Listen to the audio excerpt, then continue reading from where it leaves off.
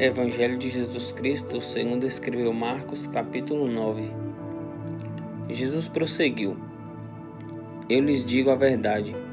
Alguns que estão aqui neste momento não morrerão antes de ver o reino de Deus vindo com grande poder.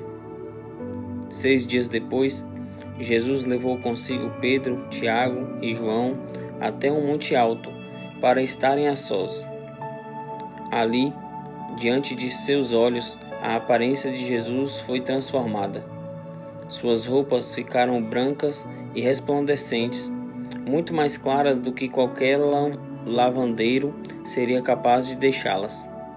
Então Elias e Moisés apareceram e começaram a falar com Jesus. Pedro exclamou: Rabi, é maravilhoso estarmos aqui. Vamos fazer 3 tendas, uma será sua, uma de Moisés e outra de Elias.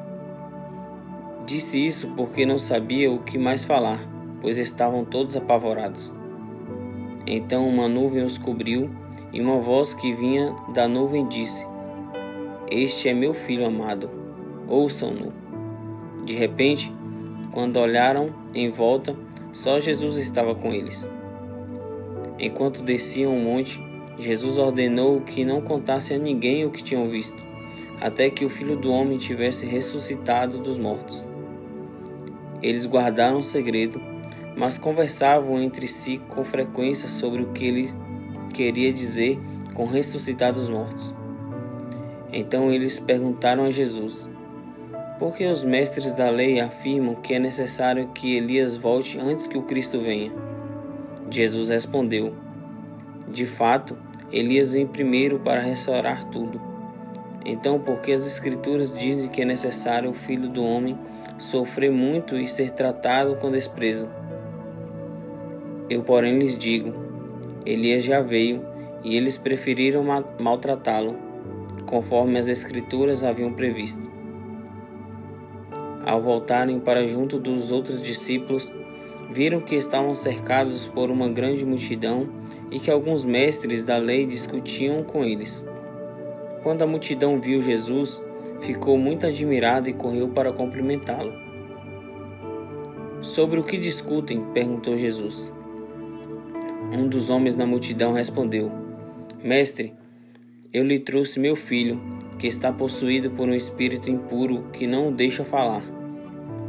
Sempre que o espírito se apodera dele, joga-o no chão, e ele espuma pela boca, range os dentes e fica rígido. Pedi a seus discípulos que expulsassem o espírito impuro, mas eles não conseguiram.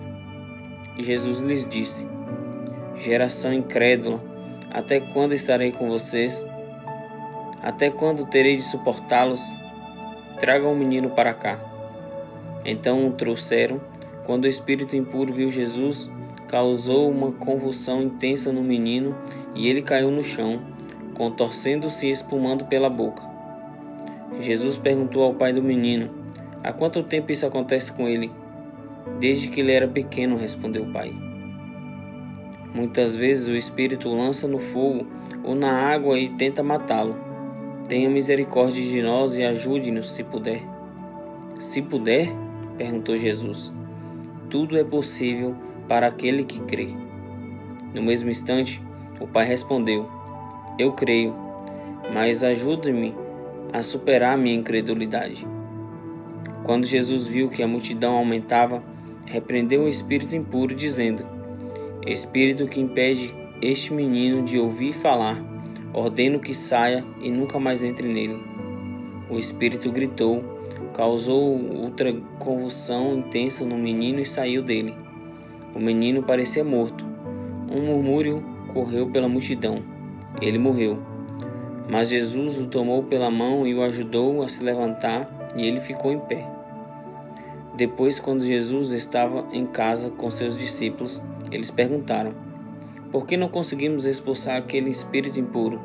Jesus respondeu: Essa espécie só sai com oração.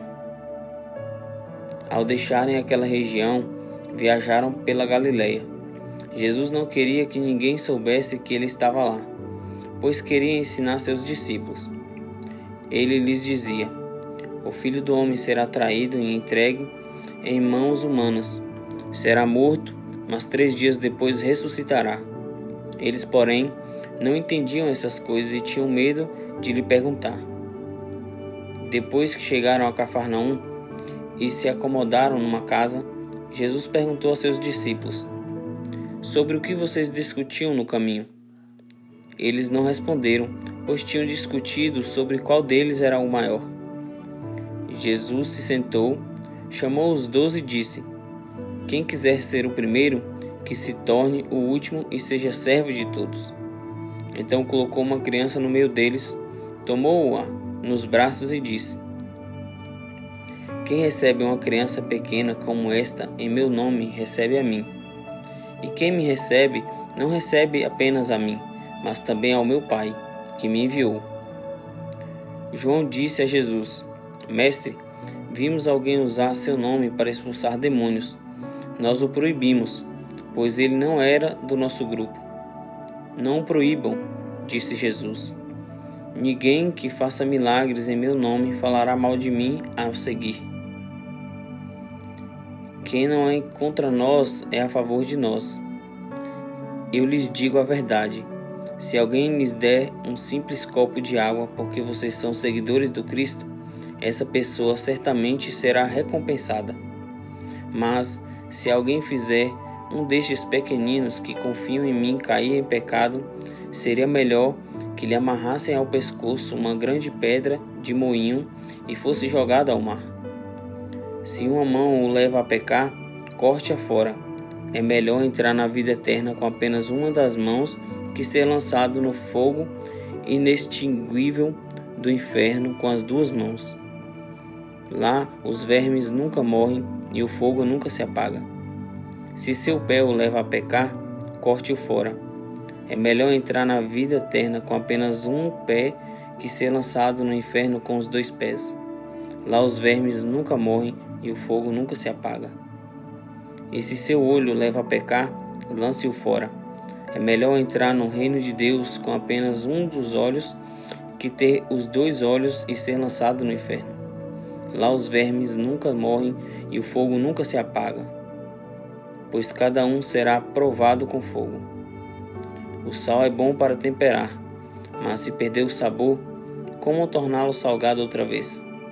Tenham entre vocês as qualidades do bom sal e vivam em paz uns com os outros.